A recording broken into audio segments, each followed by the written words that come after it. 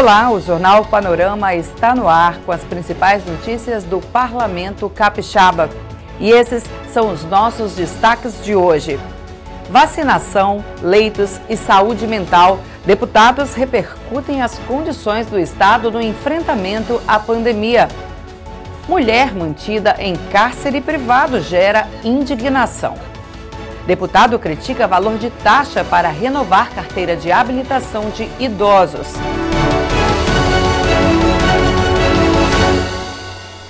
A pandemia do coronavírus foi o assunto em pauta na sessão desta segunda. Deputados falaram de prioridades para vacinas, faltas de leitos de UTI, saúde mental da população e recuperação da economia. Veja os detalhes da sessão com a repórter Zelita Viana. Hoje o plenário aprovou 4 requerimentos para tramitação em regime de urgência. O que mais rendeu debate entre os parlamentares foi a proposta de vacinação prioritária de pessoas com síndrome de Down.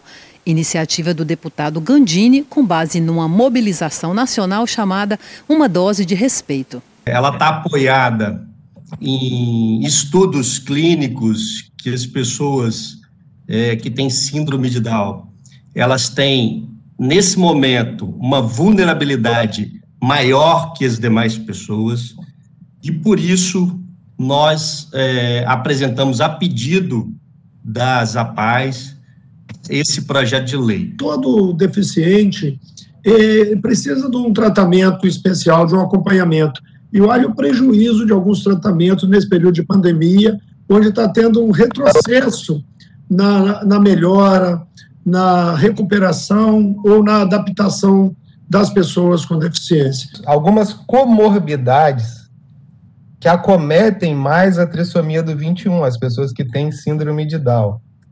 Diabetes, problemas respiratórios, além da formação do pescoço da trissomia do 21, com a dificuldade de intubação desses pacientes.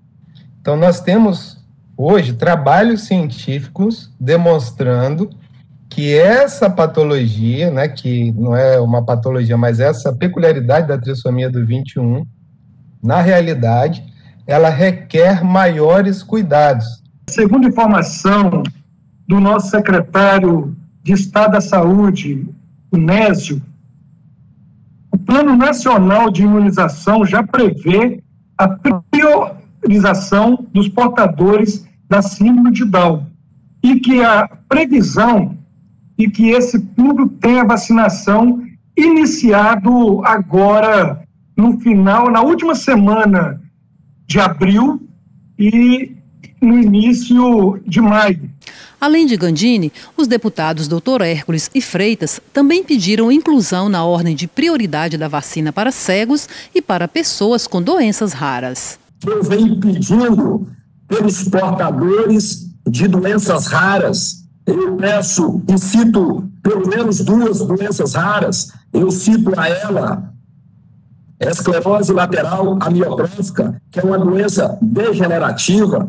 Eu cito a síndrome de Friedreich, que também acomete muitos jovens, adolescentes, e também é uma doença degenerativa.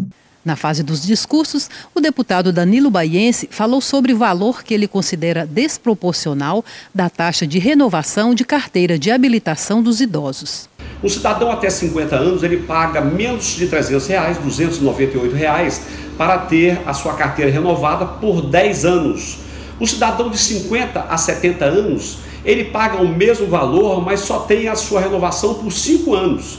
E acima de 70 anos ficou pior, porque ele paga o mesmo valor, mas a sua renovação vale por apenas 3 anos. Então ele paga mais de 300% de acréscimo para que tenha a sua carteira renovada no mesmo período. Deputada Janete de Sá denunciou um crime de violência contra a mulher, cárcere privado de uma jovem de 19 anos. Ela foi encontrada por policiais amarrada com corrente e cadeado. Segundo denúncia, ela estava sendo ameaçada e agredida pelo dono do estabelecimento, que impedia que ela fosse embora, porque ele acusava que ela teria praticado furto ou alguma outra coisa no bordel. A polícia constatou que as denúncias eram verídicas e, por isso, fez essa diligência no local encontrando essa moça em um cômodo trancado com uma corrente. Voltamos ao estúdio. Patrícia? Além da sessão ordinária virtual, deputados se reuniram também nas comissões permanentes da Casa. Veja como foram os trabalhos. A Comissão de Finanças aprovou o projeto de lei 696 de 2019, de autoria do deputado Torino Marques, que declara o Forró de Itaúnas patrimônio artístico, cultural e imaterial do Espírito Santo. De acordo com o projeto, o Forró de Itaúnas começou a ser conhecido na metade da década de 80 e hoje inspira muitos eventos e festivais pelo Brasil. A matéria, segundo o relator, Adilson Espíndola, presta homenagem à cultura capixaba. Homenageia a cultura do forró em Itaúnas, tendo em vista a sua importância cultural e econômica, o que se afigura de total interesse público, e eu relato, senhor presidente, pela aprovação do projeto de lei. Também foi aprovado o PL 284 de 2018, do ex-deputado Euclério Sampaio. A matéria dispõe sobre o uso do cartão de passe escolar como documento que garanta a meia entrada de estudantes em eventos no Estado.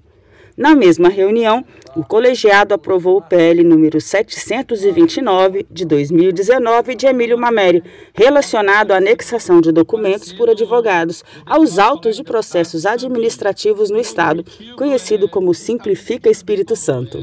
Facilitar o andamento dos processos para que eles tenham um trâmite mais rápido, tornar menos burocrático o processo. O presidente do Conselho Estadual de Educação participou da reunião do colegiado. O trabalho desenvolvido pelo Conselho Estadual de Educação foi pauta da reunião virtual do Colegiado de Educação da Assembleia Legislativa. O órgão, vinculado à Secretaria de Estado, atua para regular e orientar o sistema de ensino no Espírito Santo e mantém hoje cerca de 1.970 escolas sob sua competência. O presidente do Conselho, Artelírio Bolsanello, destacou como as atividades foram influenciadas pela pandemia do coronavírus. O Conselho teve que desviar um pouco a sua função desse trabalho básico, que é de autorização, aprovação e tudo mais, para orientar as escolas nesse momento de ensino remoto. Então, nesse sentido, elaborou várias resoluções, né? Inclusive com a preocupação dos cuidados para evitar a epidemia, enfim, foram todos esses trabalhos realizados. E para os senhores terem uma ideia da quantidade de trabalho que nós realizamos, né, nesse ano de 2020, o Conselho analisou mais de 450 processos, né, e apresentou os resultados dessas análises, né.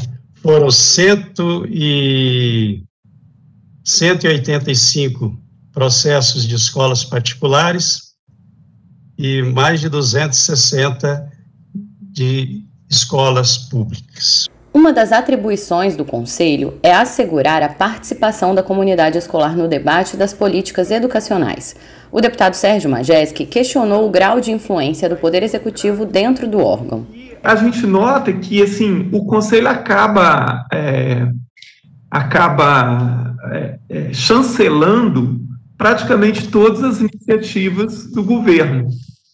Então, por exemplo, na época do Artung, com a quantidade de turmas que foram fechadas naquela ocasião, de turnos, e eu ficava pensando assim, como é que o Conselho não se pronuncia em relação a isso, não é consultado, o Conselho não sabe disso. Assim, eu gostaria que o senhor me explicasse assim, o papel do Conselho diante dessas situações. Artelírio e o presidente da comissão, o deputado Bruno Lamas, defenderam o caráter democrático do Conselho por meio da representação paritária de seus membros. Quando o Conselho foi criado, e assim ele funcionou até 1989, dizia lá a lei que era constituído por pessoas de notório saber. Todos os conselheiros eram escolhidos pelo governador, tá? Só em 1989 é que apareceu no Conselho o controle social, com a presença dos sindicatos, das associações e assim por diante. Antes era só do patronato, depois que vieram as outras participações.